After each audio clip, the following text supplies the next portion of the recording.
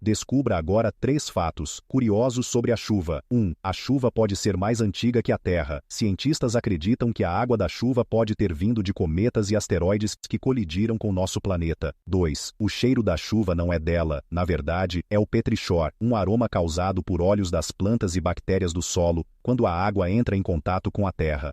3. A chuva pode mudar de cor. Se houver muita poluição ou uma tempestade de areia, a água da chuva pode ficar amarelada ou até alaranjada. Curtiu? Deixe seu like e compartilhe.